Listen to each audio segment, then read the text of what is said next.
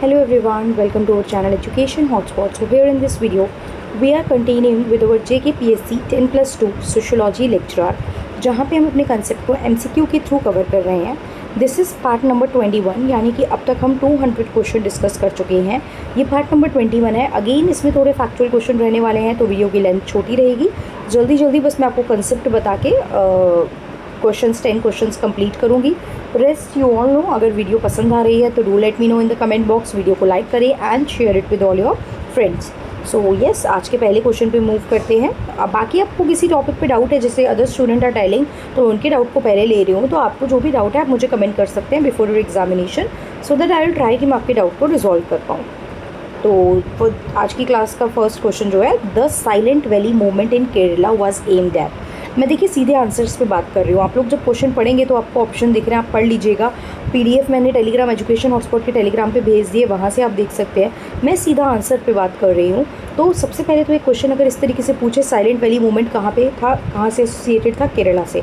जितने भी ये एनवायरमेंट रिलेटेड मूवमेंट है या कुछ और मूवमेंट है, सोशल मूवमेंट जो होते हैं, उनकी मैचिंग भी आ सकती है. भाई लेफ्ट एंड राइट में मूवमेंट लिखा है, प्लेस लिखा है, या मूवमेंट लिखा है और वो क्यों कंडक्ट किया गया वो लिखा है, मूवमेंट लिखा है, उनसे एसोसिएटेड कुछ लीडर्स के नाम लिखे हैं, तो वो मैचिंग दे सकता है. Which of the following pair is correctly match या इनकरेक्टली मैच, या मैच करो ए का फर्स्ट या बी का फोर्थ, इस तरीके से भी आपको दे सकता है.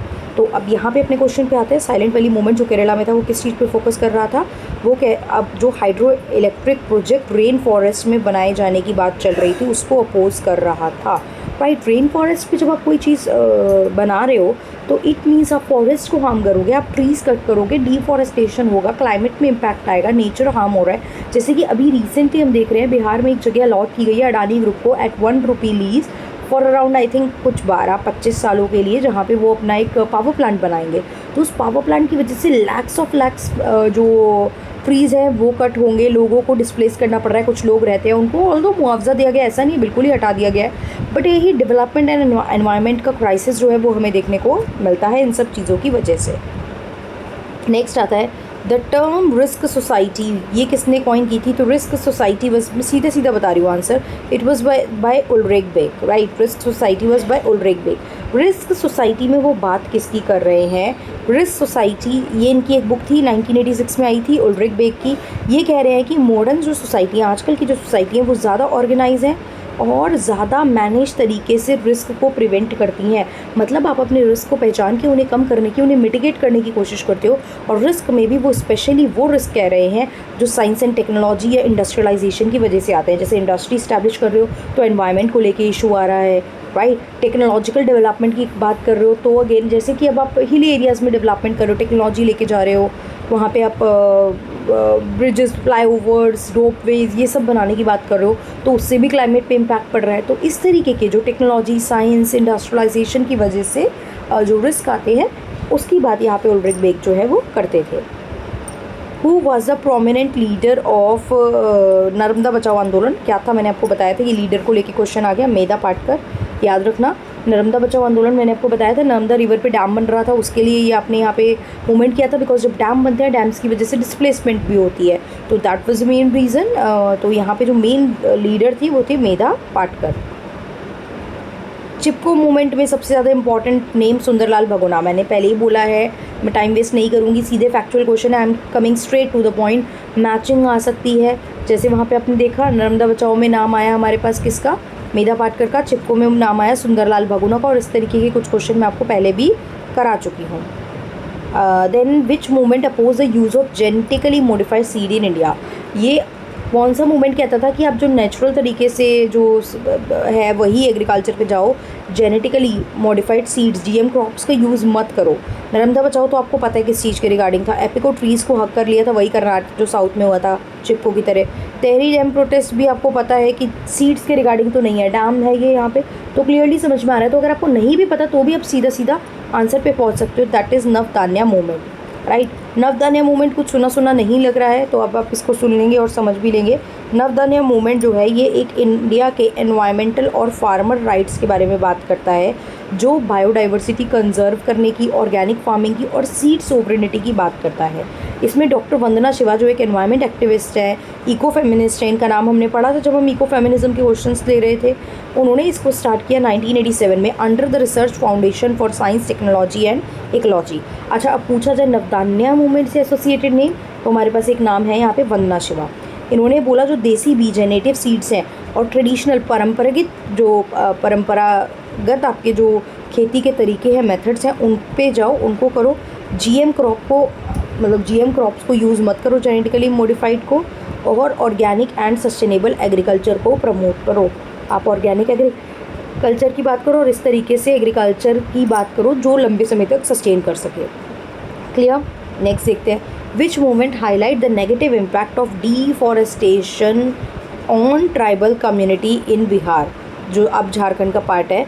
तो ट्राइबल कम्युनिटीज़ मतलब नेगेटिव इम्पैक्ट डिफॉरेस्टेशन के बता रहे थे कि डिफॉरेस्टेशन की वजह से ट्राइबल कम्युनिटी पे क्या इम्पैक्ट पड़ रहा है। अब डिफॉरेस्टेशन करोगे तो जो ट्राइबल कम्युनिटी है वो usually forest, near by forest area में रहती हैं, वो मेन स्ट्रीम सिटीज़ में नहीं रहती हैं। तो यहाँ पे मेजरली बात की जा रही है कि डिफॉरेस्टेशन का उन ट्राइबल कम्युनिटीज़ पे क्या इम्पैक्ट पड़ रहा है। वेरी ऑब्वियसली नेगेटिव इम्पैक्ट पड़ेगा। तो वो कौन सा मूवमेंट था? तो द मूवमेंट वाज जंगल बचाओ आंदोलन। Clear? Which of the following movement is an example of anti-nuclear environmental protest? Anti-nuclear environmental protest, तो न्यूक्लियर के लिए था, तो that was Kudankulam movement, right. Kudankulam movement है, याद रखना है। कुंदाकुलम मूवमेंट जो है वो न्यूक्लियर प्रोटेस्ट था कुंदाकुलम न्यूक्लियर पावर प्लांट के अगेंस्ट तमिलनाडु में 2000 मतलब अर्ली 2000 में स्टार्ट हुआ था। Local fisherman, environment activist, civil society के कुछ ग्रुप्स इसका पार्ट बन रहे थे।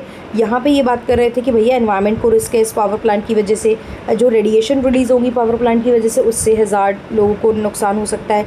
आसपास यहाँ पे मरीन लाइफ इम्पैक्ट होगी, राइट। यहाँ पे आसपास जो है वो मरीन लाइफ इम्पैक्ट होगी, प्लस यहाँ पे ट्रांसपेरेंसी नहीं है, आपने पब्लिक से कंसल्ट ही नहीं किया for that.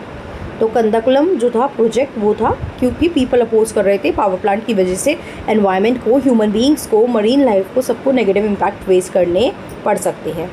Who coined the term ecological Swaraj? Ecological Swaraj की बात किसने की? सीधा आंसर हम लोग यहाँ पे देख लेंगे। इकोलॉजिकल स्वराज की बात की आशीष कोठारी ने। स्वराज मतलब होता है खुद का राइट, स्वराज मतलब होता है खुद का राइट, राइट। तो इकोलॉजिकल स्वराज जिसका मतलब है रेडिकल इकोलॉजिकल डेमोक्रेसी, ये एक कंसेप्ट है जिसे आशीष कोठारी प्रमोट कर रहे थे। अगेन आशीष कोठारी एक एनवायरमेंटलिस्ट है, एनजीओ भी फाउंड करा है इन्होंने। तो ये गांधीयन आइडियाज़ जो स्वराज का है, स्वराज मतलब होता है सेल्फ रूल, इसको ये एनवायरनमेंट पे उतारते थे और ये कहते थे कि इकोलॉजिकल सस्टेनेबिलिटी अगर चाहिए तो आपको खुद लोकल सेल्फ गवर्न करनी पड़ेगी चीज़ें, सोशल जस्टिस की बात करनी पड़ेगी और कम्युनिटी बेस्ड रिसोर्स मैनेजमेंट करने पड़ेंगे। बिकॉज ये जो एनवायरनमेंट रिलेटेड रिसोर्स हैं दिस बिलोंग टू ऑल, ये हम सबको बिलोंग करते हैं और इनके जो रिस्क है वो सबको इक्वली हार्म करते हैं। तो that's why it is very important कि हम लोग क्या करके चले, स्वराज की बात करके चले with regard to environmental also. जल जंगल जमीन was a slogan, water forest land, ये किस मूवमेंट से एसोसिएटेड है? तो यहाँ पे नर्मदा बचाओ आंदोलन। वाटर इज़ इंपॉर्टेंट, जंगल को प्रोटेक्ट करना भी ज़रूरी है और ज़मीन भी चाहिए। Last question of today's class, the concept of sustainable development was popularised by which international report? Answer is Brundtland report. Sustainable development को इस रिपोर्ट के बाद मेन फोकस में लाया गया दैट हमें डेवलपमेंट तो करना है लेकिन डेवलपमेंट सस्टेन भी होना चाहिए। सस्टेनेबल डेवलपमेंट का मतलब आप सबको पता है, रिसोर्सेज को इस तरीके से यूज़ करो कि आप भी कर पाओ और आने वाली जनरेशन भी उसका यूज़ कर पाए। यूनाइटेड नेशन ने अडॉप्ट करे हैं टोटल 17 सस्टेनेबल डेवलपमेंट गोल जो कि 2015 में सेट किए गए और हमें 2030 तक उनको क्या करना है, अचीव करना है। So we have total 17 sustainable development goals in total. Clear? So I hope ये क्वेश्चन समझ में आए होंगे। ज़्यादा कुछ बहुत डिटेल कंसेप्ट था ही नहीं इसमें समझाने को, फैक्ट्स से जो हमने कवर करे, तो आप सुनिए इनको, एक दो बार रीड करिए ताकि आपको एग्जाम तक याद रह पाए। सिर्फ सुनने से नहीं होगा, वीडियो जब खत्म हो जाती है उसके बाद खुद को भी सुनाओ कि इन 10 क्वेश्चन में हमने क्या क्या याद किया। लाइक इस मूवमेंट की लीडर मेधा पाटकर थी, इसके सुंदरलाल भगुना थे, साइलेंट वैली प्रोजेक्ट जो था वो केरला में था, किस चीज़ से रिलेटेड था, कंदाकुलम जो है वो तमिलनाडु में है, न्यूक्लियर पावर प्लांट है, सस्टेनेबल डेवलपमेंट रिपोर्ट कौन सी थी। सो इस तरीके से 10 क्वेश्चन से जो भी नॉलेज आपने सुनी, डिराइव करी, उसको खुद को बोल बोल के रिकॉल करो। हार्डली 3 से 4 या 5 मिनट लगेंगे इसमें, विच आई थिंक आप इन्वेस्ट कर सकते हो अपने एग्जाम के लिए इतना तो, राइट। चलिए तो मिलते हैं नेक्स्ट वीडियो में विद द फर्दर क्वेश्चंस। बाकी कोई भी डाउट है कीप अपडेटिंग, आई ट्राई कि मैं उसको टाइमली आपको रिजॉल्व करूँ and keep studying. All the very best for your upcoming examination. Thank you everyone.